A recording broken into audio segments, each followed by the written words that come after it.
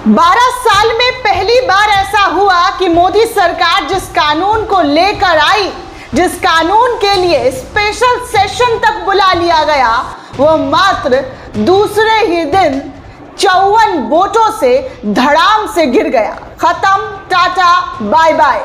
विपक्ष की बड़ी जीत इस वक्त की दोस्तों, संसद भवन में चर्चा के बीच एक बुरी खबर, मोदी के लिए बड़ा झटका जो है वो निकलकर सामने आया है। ऐसा पहली दफा हुआ है दोस्तों। अब आप सोच लीजिए कि मोदी जो मजबूत नेतृत्व कर रहे थे, वो एनडीए के नेतृत्व में कैसे चकनाचूर होकर तबाह और बर्बाद हो गया है।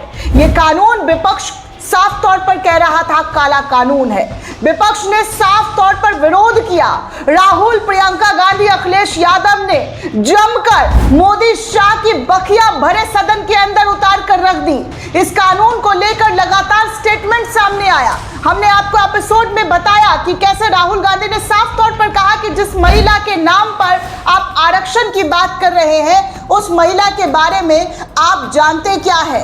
ना मेरी पत्नी है, ना आपकी पत्नी है। समस्या तो यह है कि इसके बारे में क्या बात कर रहे हैं। महिलाओं के आरक्षण को लेकर जो बिल सही बताया जा रहा था, वो आज संसद भवन में इस वक्त गिर गया है 54 वोट से। जी हाँ, ये बिल धड़ाम से खत्म हो गया है। क्या है पूरी जानकारी इस रिपोर्ट में दूंगी, वीडियो को आखिर तक जरूर देखिएगा।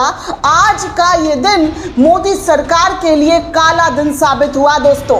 हर तरफ, चारों तरफ थू थू थू थू थू थू हो रहा है कि कैसे मोदी का आया ये बिल अब उनके लिए मजाक का पात्र बन गया है। जो कानून लेकर आए थे, जिस कानून की उपलब्धियां बता रहे थे, वो कानून संसद भवन के अंदर पास तक नहीं हो सका।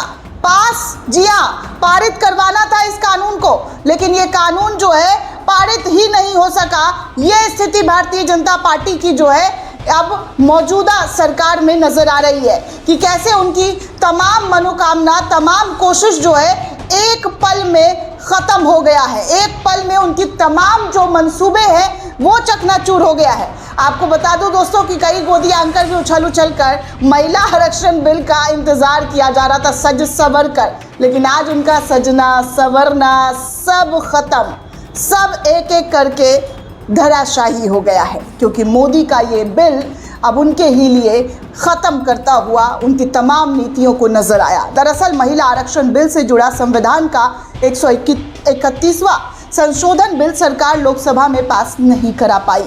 इसमें संसद की 543 सीटों से बढ़ाकर 850 सीटें लेकर आने का प्रावधान था। 21 घंटे की चर्चा के बाद इस पर वोटिंग हुई और लोकसभा में 528 सांसदों ने वोट डाले। पक्ष में 298 और विपक्ष में 230 वोट पड़े। लोकसभा में मौजूद सांसदों की संख्या 540 है। 3 सीटें इस वक्त खाली है और इसी खाली सीट में बिल को पास कराने के लिए 2/3 बहुमत की बेहद ज़रूरत थी। 528 का 2/3 मतलब 352 होता है। इस तरीके से ये बिल 54 वोट से गिर गया। दोस्तों, आपको बता दूं कि पहला जो मतलब इस बिल को लेकर जो खबर सामने आ रही है, इससे जुड़े 2 बिल पेश जो है सदन के अंदर किए गए थे मोदी सरकार के जरिए। वो पहला था परिसीमन संशोधन बिल 2026, दूसरा था केंद्र शासित कानून संशोधन बिल 2026। सरकार ने इन पर वोटिंग कराने से इनकार कर दिया, कहा कि ये बिल एक दूसरे से लिंक है, इसलिए वोटिंग की ज़रूरत नहीं है। 12 साल के शासन में ये पहला मौका था दोस्तों जब मोदी सरकार सदन में कोई बिल पास नहीं करा पाई। इससे पहले अमित शाह ने 1 घंटा स्पीच दिया था, कहा था कि अगर ये बिल पास नहीं होता है तो इसकी जिम्मेदारी विपक्ष की होगी। देश की महिलाएं देख रही है कि उनकी राह का रोड़ा कौन बन रहा है। दोस्तों, आपको बता दूं कि ये सब कुछ पैतरेबाजी के बावजूद भी मोदी सरकार इस बिल को कहीं से कहीं तक पास नहीं करा पाई। कहा जा रहा है राहुल गांधी ने साफ तौर पर कहा कि हमने संविधान पर हुए हमले को हरा दिया है। हमने साफ तौर पर कहा था कि ये महिला आरक्षण बिल नहीं, बल्कि ये भारत की राजनीति संरचना को बदलने का एक तरीका मोदी सरकार का था। प्रियंका गांधी ने भी स्टेटमेंट दिया और कहा कि हमारे लोकतंत्र और हमारे देश की एकता के लिए एक बड़ी जीत है। जैसा कि मैंने अंदर में कहा कि ये संविधान पर हमला था और हमने इस बिल को विफल कर दिया, जो एक अच्छी बात है। शशि थरूर का भी स्टेटमेंट आया। उन्होंने कहा कि हमने हमेशा कहा कि हम महिला आरक्षण का पूर्ण समर्थन करते हैं और आज भी इसके पक्ष में मतदान करने को तैयार है, हालांकि इसे परिसीमन से नहीं जोड़ा जाना चाहिए। एम के स्टालिन ने कहा कि 23 अप्रैल को हम दिल्ली का अहंकार और जी हाँ, और उस अहंकार का समर्थन करने वाले गुलामों को हराएंगे। और ज़बरदस्त तरीके से विपक्ष ने दोस्तों इस बिल का विरोध किया था। आपको बता दूं दोस्तों कि पक्ष में 298, विपक्ष में 230, टोटल 528 वोट पड़े। बिल को पास कराने के लिए 2/3 बहुमत की ज़रूरत थी, लेकिन 528 का 2/3 352 होता है और इस तरीके से बहुमत ना मिलने के कारण ये बिल 54 वोट से गिर गया। दोस्तों आपको बता दूं कि इस खबर को जैसे ही सार्वजनिक किया गया, तमाम जगह पर इस खबर को सर्कुलेट किया गया, तो इस खबर को लेकर देखिए क्या क्या प्रतिक्रिया आ रही है, वो भी मैं आपको एक एक करके बता दूं। तो कांग्रेस के नेता श्रीनिवास ने लिखा कि मन मर्जी से सीटें तो नहीं बढ़ा सके, लेकिन हैसियत पता लग गई। सिर्फ 6 सांसदों के बहुमत पर प्रधानमंत्री टिके हुए हैं।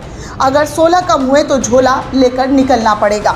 और आज वही हाल हुआ दोस्तों कि मोदी जी को झोला लेकर निकलना पड़ा, क्योंकि यहाँ पर उनके बिल का जो पास कराने का सपना था वो पूरी तरीके से चकनाचूर हो गया।